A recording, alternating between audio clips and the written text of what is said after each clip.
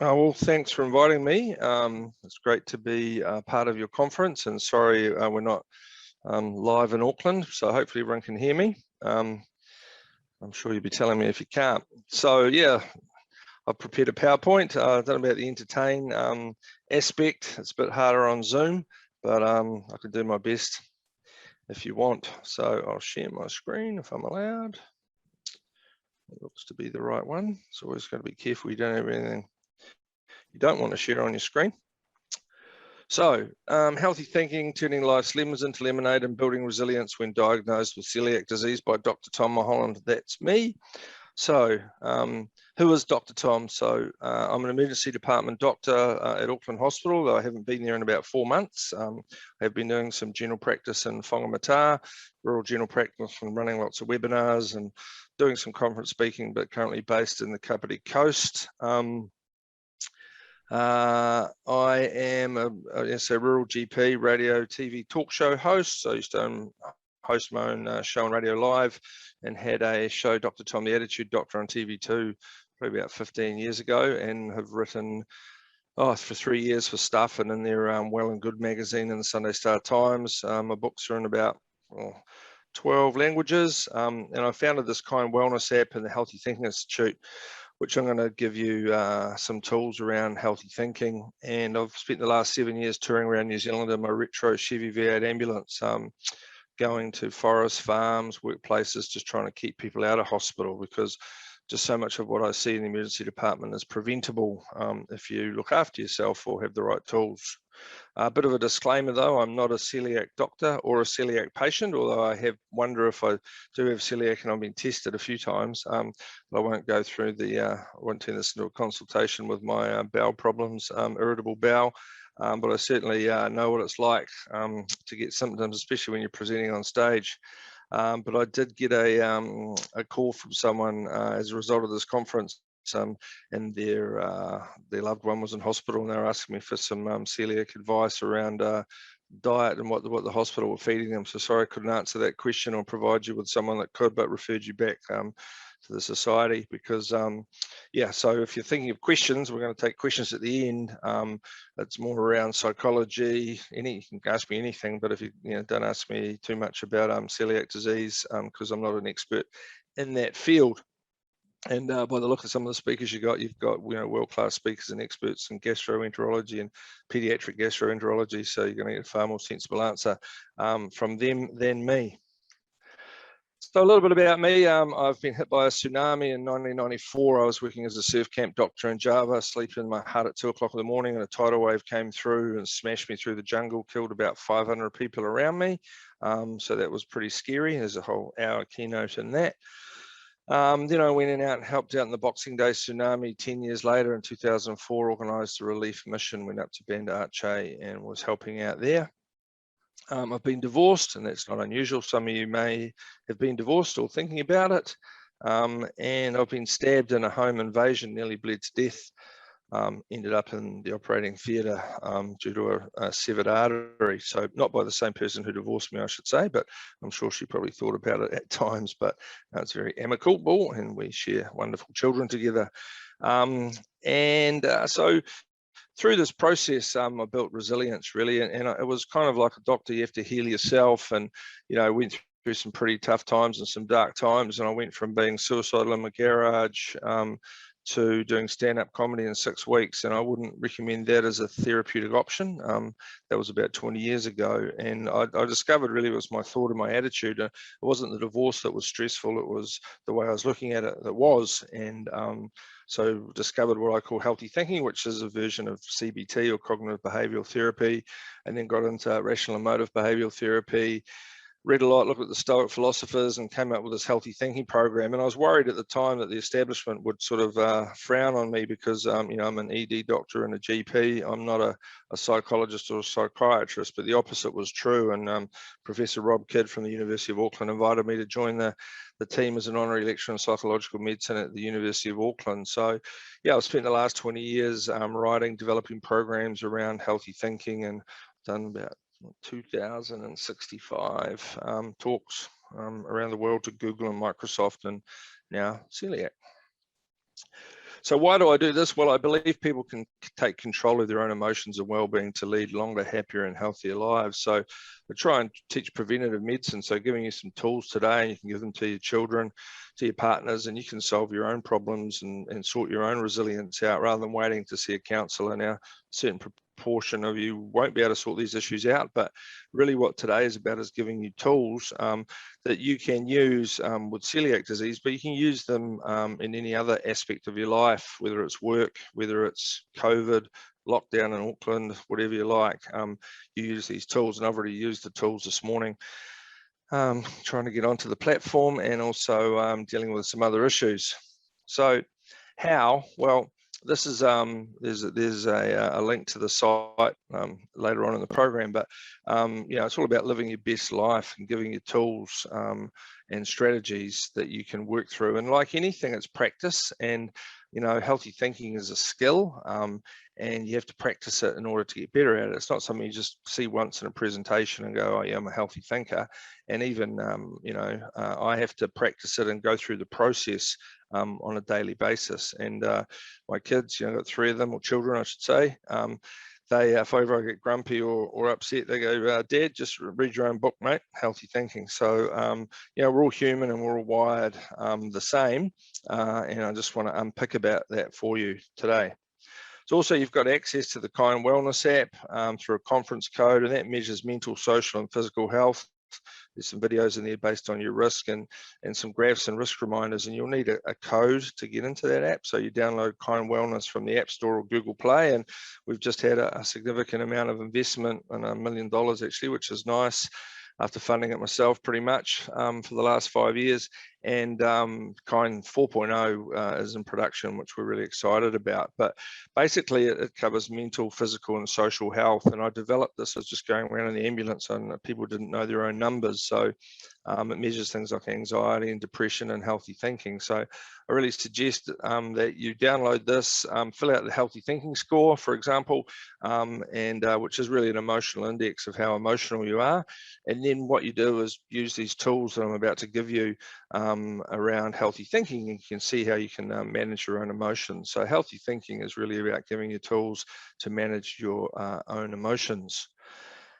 So it's also designed to keep track of your health, and you can see there you can measure healthy thinking, gratitude, mindfulness, sleep, depression, anxiety and stress. And you know, I took my ambulance around the country when the dairy payout was about $3.65, and you know, and there was a lot of distressed farmers' wives, and they're ringing up and saying, oh, you know, my husband won't get out of bed, you know, what do I do? And I'm like, well, have you measured? You know, I think they're depressed, but we can actually, we're not diagnosing this through the app, but we're just giving you red, orange or green lights based on your RITs.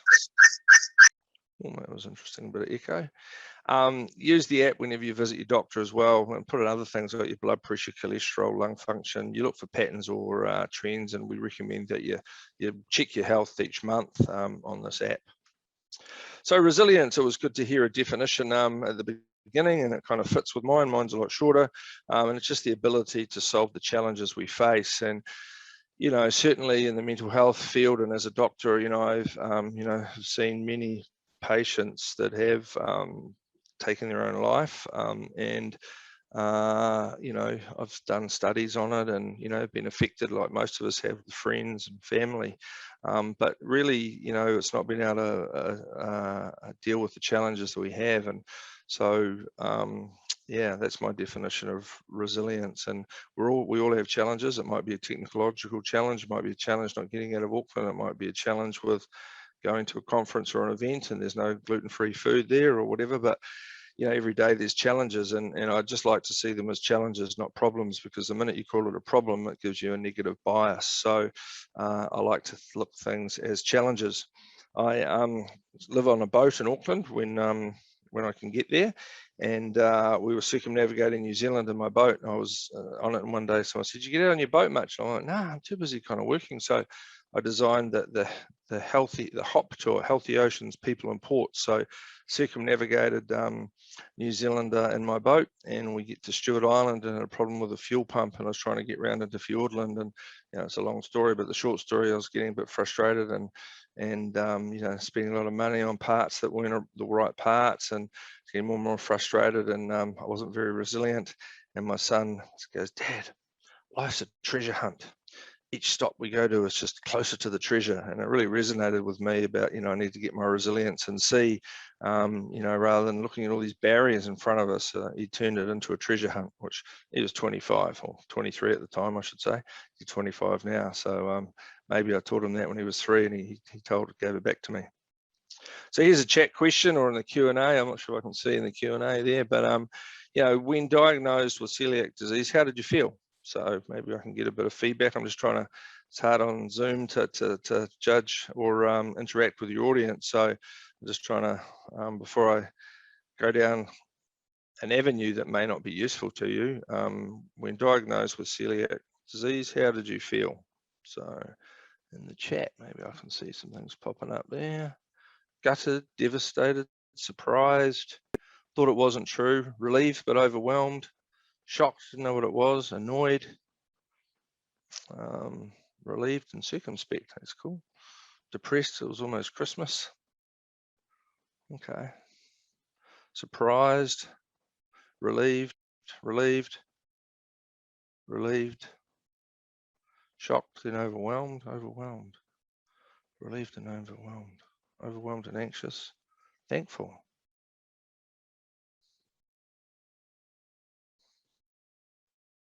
Well, astonished. Okay, well, that's awesome. That relieved, pretty sad and angry because the process took so long. Excited, okay, worried.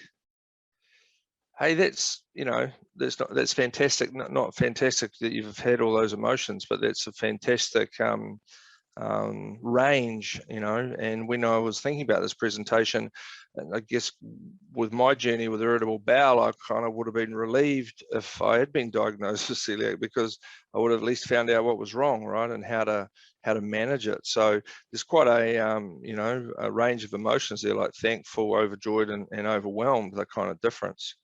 So let's try this then. I often find this with Zoom, it's interesting. Once you go to a chat or a poll, oh yeah, here we go. It takes a little while to get back to your presentations. So emotions are alarms, right? So sadness, anger, resentment, disappointment, stress, anxiety. There was a little bit of that in some of those emotions. So emotions are alarms. So there's some awesome chat coming through. That's interesting. So here they are, these are 10 ones that we measure in the Healthy Thinking Index, right? So you can be overwhelmed with sadness or overwhelmed with anger. So overwhelming is more like a, what's the word? It's quantifying the emotion, right? So next question then. When diagnosed with celiac disease, what were you thinking? So this might be a bit trickier. So when diagnosed with celiac disease, what were you thinking at the time? So interested to see if you can work that out.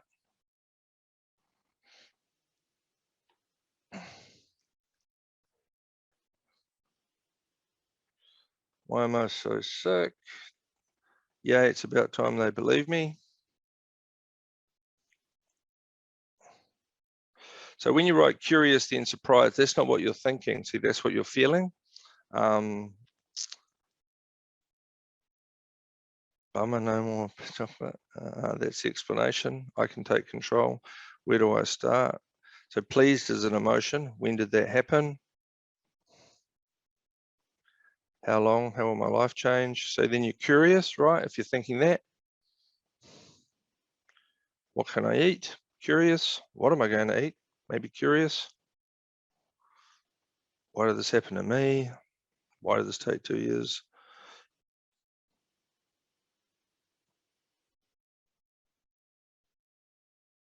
See, I want to find out everything out about this disease. So that's resilience to me. Sad for my daughter who had so sad is the emotion, right? What the heck do I do now? So that's great. So look, the point I'm trying to make with this is what you were thinking generated how you were feeling, and in there was some you know, some people putting their emotions in there, and that's quite common. We find it difficult to separate out what we think and what we feel. So what we think determines what we feel. So in some of those examples, you know, what was it? How do I find out the most out about this disease, right? So that creates curiosity of an emotion, and and that creates resilience, right? Because your reaction is determined by what you were thinking, right? So you can I can see it, I guess, hopefully you can as well, that the difference between what we were feeling and what we were thinking has created that connection, right? So what we think determines how we feel. So if you have a thought process of, this is exciting, I'm relieved, you know, then you feel, then, you know, what's the future? I can manage this. At least I know what I'm dealing with, right? And it's exciting to have, you know, a gluten-free diet or a celiac diet, you know, or because then I can manage things now rather than being in the dark and not knowing why I was like this, you know. So you can see, if you think, why did it take so long, then that might feel frustration, or just anger and blame, like you're blaming the medical professional, blaming your doctor, and maybe because they didn't think about it, or it wasn't that obvious, and it's not something really, you know. Well, I'd hope it will be front of mind for a lot of clinicians in the session this morning. Hopefully made it more front of mind for clinicians to diagnose and treat it, right? But the main point of today is to work out your view of your celiac or your children's celiac. So sad, you know, someone put in there, I felt sad, but that's not what you were thinking. That's what you were feeling. So you would have felt sad because your daughter may not be able to have the same food at parties, right? But maybe she's going to have a lot healthier food at parties, right? So it depends the way you look at it. Now, it sounds simple, but right, back to this interesting thing of, once I go to chat, it takes a while to get back. Okay, so here's the wiring diagram of all our heads. So triggers create thoughts, which create emotions, which create actions, which then create a benefit or a consequence, depending on what we think.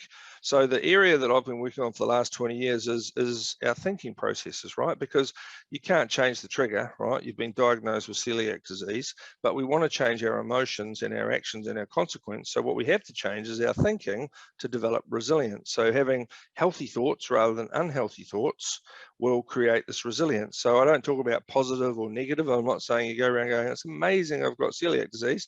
What I'm saying is that there's healthy thoughts and healthy emotions, and anxiety is healthy, depends on what you do about it, right? So I'm going to differentiate between healthy thoughts and unhealthy thoughts, just like there's healthy foods and unhealthy foods, right? Especially if you've got a diagnosis of celiac disease. So we want to have healthy thoughts, which create healthy emotions, healthy actions, and healthy benefits rather than consequences. So a little bit about the mind and the brain. The mind is the software, the brain is the hardware. And you know, these are nerve cells, they're like bits of bone, but they're not. And on the left there, we've got plenty of neurotransmitters like dopamine, serotonin. You know, and when you were pre-diagnosis with celiac and pre-treatment, then you may have not had the best nutrition because, you know, your villi and your gut weren't absorbing adequate nutrients to make neurotransmitters. So you might have had depression, you might have had, you know, other symptoms of anxiety. But we have 300 billion neurons, 10 trillion networks. We get 6,200 thoughts a day, and not all of them are healthy ones, right? There are 9,096 stars in the sky, but we only see about, you know, in 1 trillion billion stars in the universe. So that's when we look in the night sky, that's what we can see. So not all of our thoughts are healthy, right? So what we're trying to do is, you can actually change the shape of your brain by changing what you think. It's called neuroplasticity, right? So if you wake up every morning and go, oh my God, I've got celiac disease, or my daughter's got celiac disease, and I'm not saying all of you do this, right? Then you go, well, I'm going to go to a function. I wonder if there's going to be any gluten-free there. Probably not, I don't know. And you're sending discharge down to the worry circuit, or the amygdala part of the brain, which creates cortisol and adrenaline, right? So, if you wake up and go, well, it's a great day. I'm looking forward to an event, and let's just see what happens, or we've got a plan, or whatever. And if you're grateful for whatever it is, then you create these neurotransmitters, and you create dopamine and serotonin. So we can rewire our brain just by, if you take it back to that example of all the thoughts you had when you were first diagnosed with celiac disease, if you keep thinking those thoughts, you potentiate the networks in your brain that create this pathway. So the brain is the hardware, and the mind is the software, right? So you'll be knowing all this, and a lot of people will spend more on this, but you've got to look after your brain, your hardware, by exercise, good nutrition, sleep, not too much of the alcohol, otherwise you will get into difficulty. So the whole point we want to get into our brain and be resilient really is happiness is an inside job, in my view. So we want to get to this nucleus accumbens and the limbic system, rather than the red zone, the grumpy unit, and the amygdala, the upside down volcano of emotion. So our prefrontal cortex is where we think, and then we want to send signal to the happy part of our brain where we want to feel, rather than sending it to the amygdala. So I don't know if you like a bit of Star Trek, but we're heading to the limbic system. That's where we want to be, right? No matter what we've got in life. And then you don't really want to go to the amygdala. And translating that's the grumpy unit. You may not know you've got a grumpy unit. You may think you've married one, or they think they've married one. But that's the amygdala, which is the alarm center of our brain. So we have expectation. What do you expect in life? If you don't get what you expect, and I'm sure you must go to many gatherings and you've ordered, gluten-free meals, and they're not there, or someone else has eaten them. I guess that would be a common thing, either by mistake or on purpose. And that activates your worry circuit, and your grumpy unit's engaged. And this can happen, or it can happen without that kind of look. So what do you expect? You expect people to think, believe, and feel and act as you would. We do, but that's not how life is. Do you expect people to understand celiac disease? So a few people when I said, how did you feel and what did you think when you first came online, it was like, well, I had never even heard of it, right? So a lot of people, and I certainly find that as a doctor, as a lot of people come into the emergency department, or especially emergency department, and that might be their 50th presentation with the same thing, and I've never even heard of the disease, even after 32 years of practicing medicine. I mean, it's pretty rare that I haven't heard of it, but there are still some syndromes that, and can think of a few off the top of my head, but and they know far more about that than me. So you're going to know often far more about your condition, especially your own particular version of it, than often doctors, especially in emergency departments, or if you go into a restaurant, or if you go into a function, people just don't have your knowledge, right? So it's part of your maybe role to educate them, right, in a nice way. And when I started teaching healthy thinking, a friend of mine who's a psychologist, and I said, look, a third of people get it, a third of people kind of get it, and a third of people don't get it. And he goes, oh, all that it means is you're not explaining it properly. And I hadn't thought of that. So I try and slow things down and explain it. Do you expect people to be able to cope with the same pressure as you? Teenagers to tidy their room, other people to sort your stuff out and tidy your room?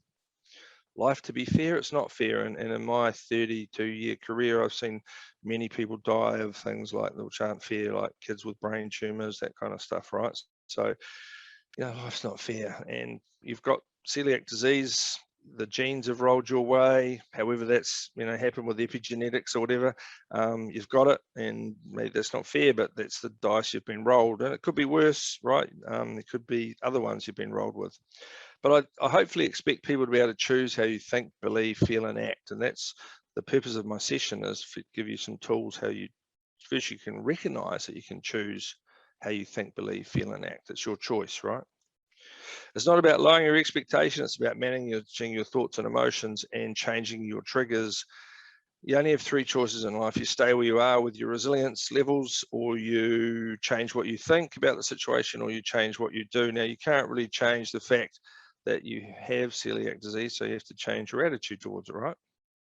So healthy thinking is a philosophy and a science. It's a set of tools. I'm going to quickly run through some, and it becomes a new way of thinking and speaking. And it's all online. So once again, back to this. If you're not angry right now, sorry, I went a bit quick. Hit the wrong button. That's all right. So if you're not angry right now, or you're not stressed, or the only way you're going to get angry right now is to think of something to make you angry. So back to that wiring diagram, So to build resilience with celiac disease, you need to master your thoughts. You need tools, which is twigging, attitude profiling, and what's called cognitive switches. So time's gone really quick. And I'm going to just quickly run through some of these, but it's all online if you want it. So thoughts are not facts. So I have this process around identifying what we're thinking, and that's what we tried to do earlier. Then go, well, is this thought true? Like my life's ruined. My children won't be able to have fun at birthday parties. Probably not. Is it worth it? Depends on what you do with that emotion. If you just, and I'll come to that, and does it help me achieve my goal? So twigging is like a test that we do of our thoughts to see if they're healthy or unhealthy. So you can practice this later, but this is a format. Now, I speak a lot in, sawmills, you name it. I've spoken at so many plumbing conferences, anything in manufacturing, design, government. So everything in life, we kind of have a process what we make, and then we have a quality control. So we have a process for coming up with the thoughts, and the whole end game is to produce a thought. Then we want some quality control around, is the thought healthy or not? So we run through this process, A, E, I, O, U. Aim, emotion, and there's the vowels, obviously, initiating, trigger, outcome, and underlying thoughts. And the key with this kind of process, and if you want to know more, you can go online and do it later through the e-learning program, is that you can look, this guy was aim be a great parent, emotion, anger, what's the initiating trigger? He goes, my kid's being disrespectful. And I go, no, that's not the trigger. That's what you're thinking. That's your perception. What's the initiating trigger? And he goes, oh, they were throwing rocks at people at the Anzac parade. And I go, okay, that's good. Not as good that they were throwing rocks, but good that that's in the right box. What was the outcome? I got angry, threw rocks at them, and I got arrested. And I go, okay, what were you thinking? My kids are disrespectful and they need to be taught a lesson. Then you can go, so that's the thought now. Quality control. Is it true? Yes. Is it worth it? No, because you got arrested. And does the thought help you achieve your goal to be a good parent? No. So the point of this process, which I haven't explained yet, is once you get one no to this twig process, then that means you change what you think. If you get 3 yeses, then you go to this other pathway. You alert the trigger, bypass, change it, or delete it, right? It's pretty hard to delete it with celiac disease.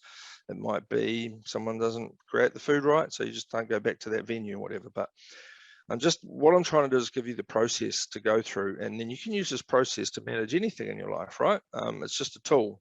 And having done this for 20 years, so many people say, yeah, but you don't know my situation, I might have celiac, I've got this other issue, I've got this, and I go, look, it's the same process no matter what the triggers are. The key is to get the right thing in the right box, and you can manage your own emotions and manage your own resilience. So I did an example here. So, my aim is to be resilient. What's the emotion? Anxiety, the initiating trigger being diagnosed with celiac disease. The outcome, it might be insomnia, you can't sleep, inappropriate food avoidance, malnutrition. Underlying thoughts, this is terrible and may affect my life expectancy. So that's what you're thinking. And some of you might have thought that initially when you got diagnosed, and that's why it's important to have a society and a conference like this to reinforce and show you the beliefs, that your beliefs are not true. But you won't know that when you're first diagnosed. You hear that you've got this disease. What does it mean, Is the thought true? Well, it's not. I mean, from what I've read, and I'm not an expert, that if you manage your celiac disease properly, then you have a normal life expectancy. And what properly that means is that, you don't get symptoms and you've got good absorption. So if you, I've seen this so much, like in type 1 diabetes, I've seen type 1 diabetics that have been that for like 30 years, 40 years are on insulin, and they have pretty good HbA1c, they live a normal life. I've seen type 2 diabetics that have only lived 5 years, and the only difference is their attitude and how they manage it, right? So the key here is how you manage it. So some of you came up with these thoughts earlier in the presentation, so if you think, at least I have a diagnosis now, so that gave you the emotion of feeling grateful. Prevention is better than cure. I can learn some healthy thinking tools or whatever. But if you look earlier what you were thinking and what the emotion was, some of you had really cool thoughts like, I can master this disease, right? I can find out everything. You become an expert in it, right? So you need to go back and have a look at this and practice this process, right? Because it takes a little while. It's a bit hard to explain in the time we have. I want to leave some time for some questions. Cognitive switching, crisis equals opportunity, right? It's one of my favorites, and this is a crisis, but it's also an opportunity to say, well, not all those containers got flooded. I can pressure test the ones that were. I can anti-foul that side of the boat, but no amount of stress, frustration, or anxiety is going to turn that boat up the right way. And no amount of stress, frustration, anger, disappointment about being diagnosed with celiac disease is going to change the diagnosis, right? So it's important to have resilience in your thinking and resilience in your behavior rather than getting hung up with the diagnosis. So I have these cognitive switches, and this is the second tool, and I use these, and you might have noticed, isn't that interesting, you know, or why this person behaves like this, and a few things of technology, I'm going, well, that didn't work how I expected. So I just try and find everything interesting, because you know, if it's interesting, then it's not an issue, right? So will I worry about this in a year? Probably not. What am I thinking? What are they thinking? Life is a treasure hunt. I am resilient. I can handle this. I can use my healthy thinking tools. So I just try, and I don't like feeling stressed or angry or upset. So I've just, you know, my other one is, you know, challenges and solutions. So I don't, as I said earlier, I don't see problems. I've just got a challenge and a solution, right? Now, just quickly on to attitudes, and then we'll get into some questions, but if you've got any. But why change your attitude? And is your current one working for you? And as I say, it's not your celiac disease that will affect you, but it's your attitude towards it that will, right? And that's the same with diabetes, same with, you know, high blood pressure, whatever it is that I see. It's your attitude towards it that determines whether you end up in hospital or somewhere else, right? So if you've got the right attitude and the right behavior to it, then you do really, really well, right? And patients that I see that have had an unhealthy attitude to their diagnosis don't do too well. So I went through about 10,000 sets of data and just noticed all these different profiles. So demanders, traders, and being a doctor, I created an antidote for them. So one of them is the doom merchant, that's filtering. So, you know, you can filter the fact, oh, I've got celiac or whatever, but some people are addicted to being miserable, and you can meet them in life and you'll say, have a nice day. And I go, sorry, I've made other plans. But, you know, for an example, I might say one thing that I could have said better in this presentation, but afterwards I can filter that for the rest of the day and go, oh, I should have done that. I should have done this. Whereas the spin doctor is, what's the best thing that happened today, you know? And you know, I was putting in that question early. I really liked that. I haven't done that before, and that was, you know, I got some valuable information, and I hope you did. So if people are being doom merchants, you can flip them by going, what's the best thing that's happened to you today?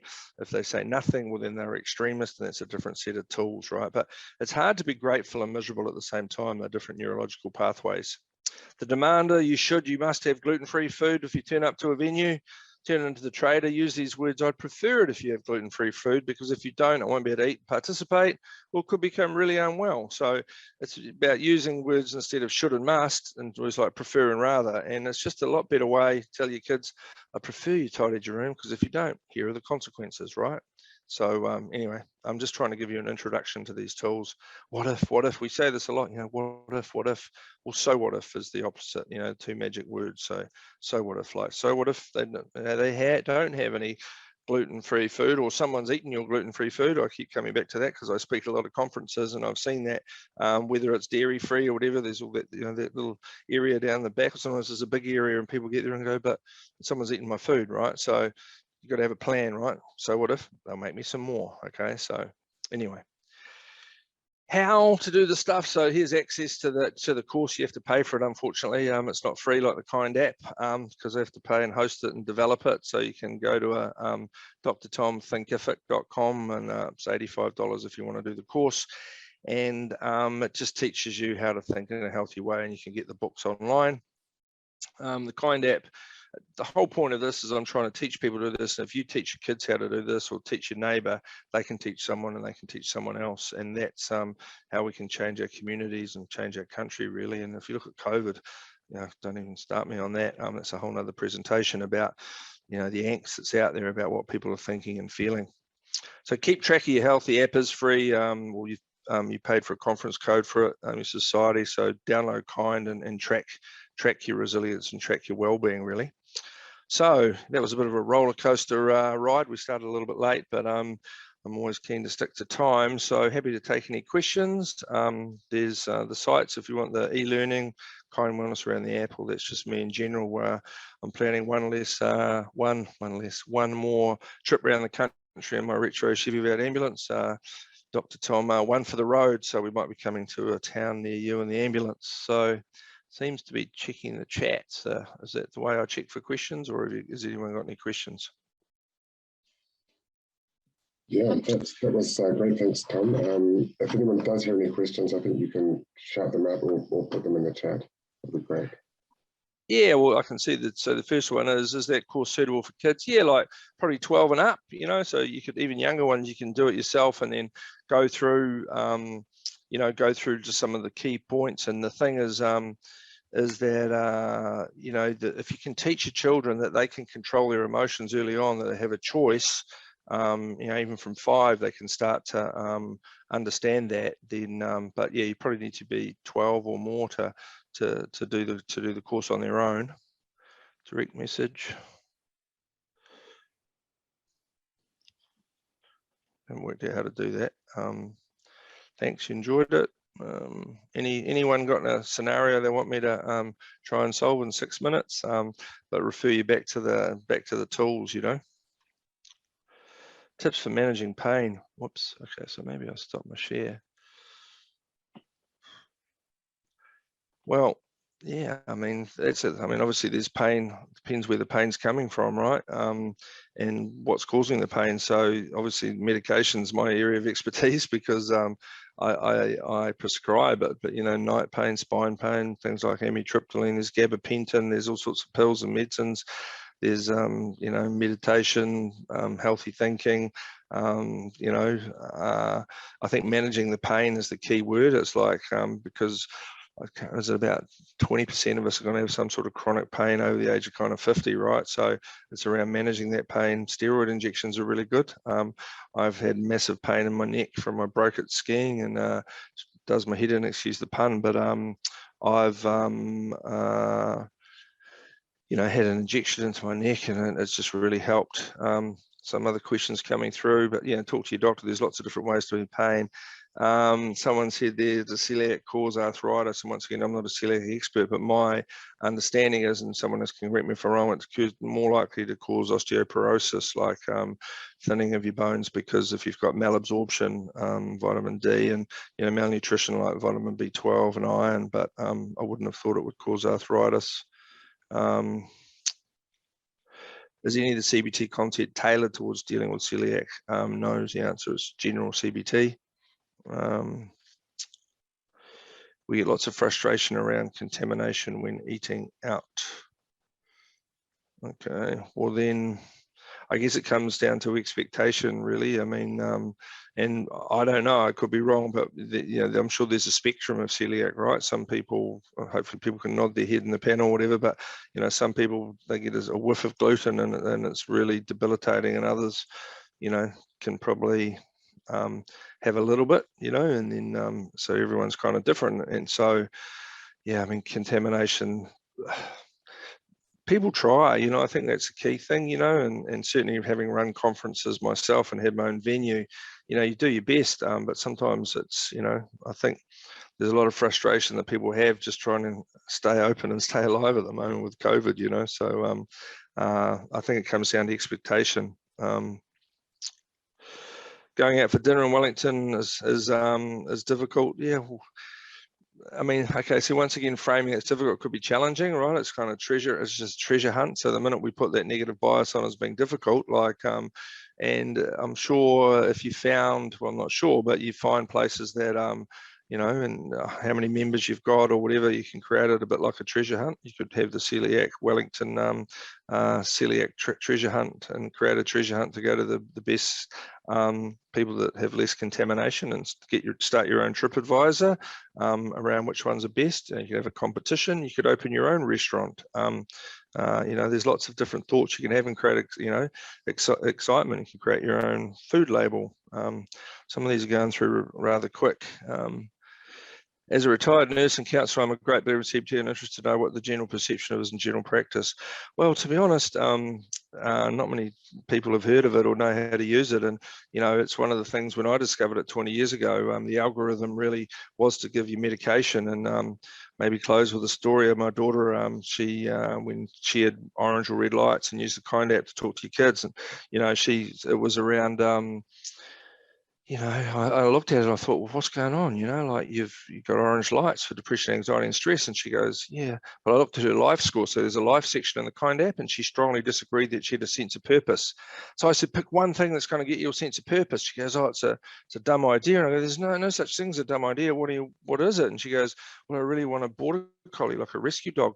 I said, what's dumb about that? She goes, I live in an apartment in Ponsonby, because we grew up in rural Taranaki and then Waiheke Island. I go, yeah, but the dog's got two choices, like get put down because it's not good with sheep, or live in Ponsonby and get walked when you could before the lockdowns and stuff. This is 5 years ago. So she got the border collie, and now she's the CEO of the KYND app. She runs the company, so I kind of work for her. But the point is, she said to me, and I don't say this unkindly to any GPs, but if I had gone to my GP, I would have got probably a prescription for some antidepressants, some sleeping tablets, and an appointment to see a counsellor in 6 weeks. And but because you taught me healthy thinking and some CBT and linked it to a sense of purpose, I got a border collie. And I'm not saying everyone needs a border collie, but I'm just saying there's a lot more treatment and tools to celiac pain, whatever. And CBT is just one of them. There's other ones like ACT, acceptance and commitment therapy. So I've just touched on one. So yeah, I think we don't know much about it in general practice because we're not taught it at medical school. And yeah, I wish it was more available, but in trying to do a UBT or an ultra brief or UBI ultra brief intervention, which is what today has been about. So that takes me to my time exactly. So I really appreciate the opportunity to present and appreciate the patience that spelt with a CE that Lisa and the crew have asked me for my presentation, but I've been swamped with COVID work lately, so I only emailed off my presentation this morning at about 9 o'clock. So it all worked out swimmingly well. Well, from my point of view, hope you liked it. Technologically it did, if that's a word. Technically it did. That's great. There are some other questions in there, I think.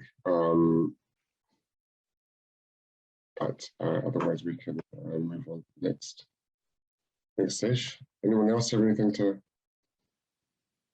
talk about? No. Great. All right. Well, thank you very much. Pleasure. Appreciate your time, Tom. Enjoy the rest of the conference. Just a reminder, the KYND app is on the homepage of the virtual event platform. So people can go back to the homepage and click on that, and then they'll get the welcome letter from you, Tom, to access the app. Awesome. Yeah, use it. Talk to your kids. It's a good framework, right? So, and then take it to talk to your doctor. Hey, thanks very much. Appreciate it. Thanks, Lisa. Thanks, everyone. Have a good day. Bye. Right. Well, it's time now to introduce a video from our second platinum sponsor, which is the Damn Good Food Company, who produce raw plant-based frozen treats. The product caters for dairy-free, cane sugar-free, and of course gluten-free consumers, and is proudly cross-grain logo accredited by Coeliac New Zealand.